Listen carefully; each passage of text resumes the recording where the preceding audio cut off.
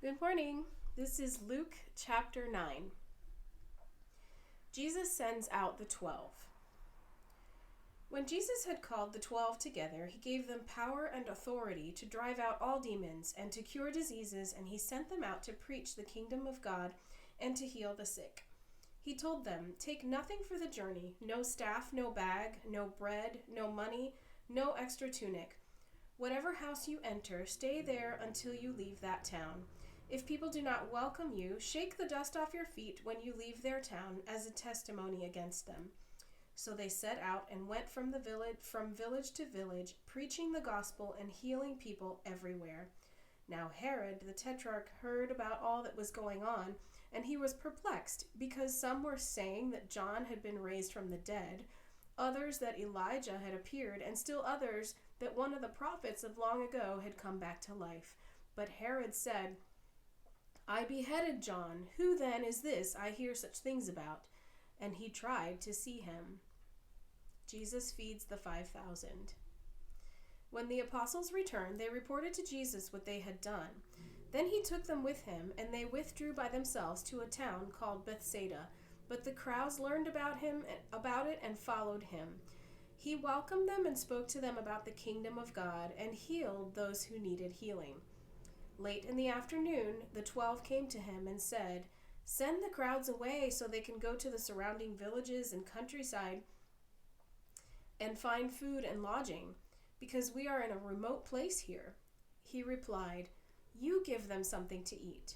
They answered, "We have only 5 loaves of bread and 2 fish, unless we go and buy food for all this crowd." About 5,000 men were there.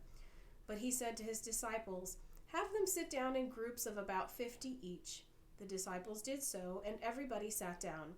Taking the 5 loaves and the 2 fish, and looking up to heaven, he gave thanks and broke them. Then he gave them to the disciples and set before the people. They all ate and were satisfied, and the disciples picked up 12 basketfuls of broken pieces that were left over. Peter's confession of Christ. Once when Jesus was praying in private and his disciples were with him, he asked them, "Who do the crowds say I am?" They replied, "Some say John the Baptist, others say Elijah, and still others that one of the prophets of long ago has come back to life." "But what about you?" he asks. "Who do you say I am?" Peter answered, "The Christ of God." Jesus strictly warned them not to tell this to anyone. And he said, "The Son of Man must suffer many things and be rejected by the elders, chief priests, and teachers of the law, and he must be killed on the third day be raised to life." Then he said to them all, "If anyone would come after me, he must deny himself and take up his cross daily and follow me. For whoever wants to save his life will lose it, but whoever loses his life for me will save it. What good is it for a man to gain the whole world and yet lose or forfeit his very self? If anyone is ashamed of me and my words, the Son of Man will be ashamed of him when he comes in his glory and in the glory of the Father and of the holy angels. I tell you the truth, some who are standing here will not taste death before they see the kingdom of God." The Transfiguration. About 8 days after Jesus said this, he took Peter, John, and James with him and went up onto a mountain to pray. As he was praying, the appearance of his face changed, and his clothes became as bright as a flash of lightning. 2 men, Moses and Elijah, appeared in glorious splendor talking with Jesus. They spoke about his departure, which he was about to bring to fulfillment at Jerusalem. Peter and his companions were very sleepy, but when they became fully awake, they saw his glory and the 2 men standing with him. As the men were leaving Jesus, Peter said to him, "Master, it is good for us to be here. Let us put up 3 shelters, one for you, one for Moses, and one for Elijah." He did not know what he was saying. While he was speaking, a cloud appeared and enveloped them, and they were afraid as they entered the cloud. A voice came from the cloud, saying, "This is my Son, whom I have chosen. Listen to him." When the voice had spoken, they found that Jesus was alone. The disciples kept this to themselves and told no one at that time what they had seen. The healing of a boy with an evil spirit. The next day, when they came down from a large crowd met him. A man in the crowd called out, "Teacher, I beg you to look at my son, for he is my only child. A spirit seizes him, and he suddenly screams. It throws him into convulsions so that he foams at the mouth. It scarcely even leaves him and is destroying him. I begged your disciples to drive it out, but they could not."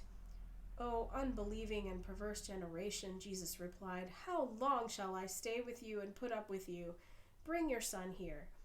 Even while the boy was coming, the demon threw him to the ground in a convulsion.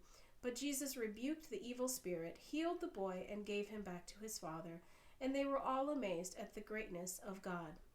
While everyone was marveling at all that Jesus did, he said to his disciples, "Listen carefully to what I am about to tell you. The Son of Man is going to be betrayed into the hands of men." But they did not understand what this meant. It was hidden from them so that they did not grasp it, and they were afraid to ask him about it. Who will be the greatest? An argument started among the disciples as to which of them would be the greatest. Jesus, knowing their thoughts, took a little child and had him stand beside him. Then he said to them, "Whoever welcomes this little child in my name welcomes me, and whoever welcomes me welcomes the one who sent me. For he who is least among you all, he is the greatest." "Master," said John, "we saw a man driving out demons in your name, and we tried to stop him because he's not one of us." "Do not stop him," Jesus said, "for whoever is not against you is for you." Samaritan opposition. As the time approached for him to be taken up to heaven, Jesus resolutely set out for Jerusalem. And he sent messengers on ahead who went into a Samaritan village to get things ready for him. But the people there did not welcome him because he was heading to Jerusalem. When the disciples James and John saw this, they asked, "Lord, do you want us to call fire down from heaven to destroy them?" But Jesus turned and rebuked them, and they went to another village. The cost of following Jesus. As they were walking along the road, a man said to him, "I will follow you wherever you go." Jesus replied, "Foxes have holes, and birds for the air have nests, but the Son of Man has no place to lay his head." He said to another man, "Follow me." But the man replied, "Lord, first let me go bury my father." Jesus said to him, "Let the dead bury their own dead, but you go and proclaim the kingdom of God." Still another said, "I will follow you, Lord, but first let me go back and say goodbye to my family." Jesus replied, "No one who puts his hand to the plow and looks back is fit for service in the kingdom of God." Join me tomorrow for Chapter 10.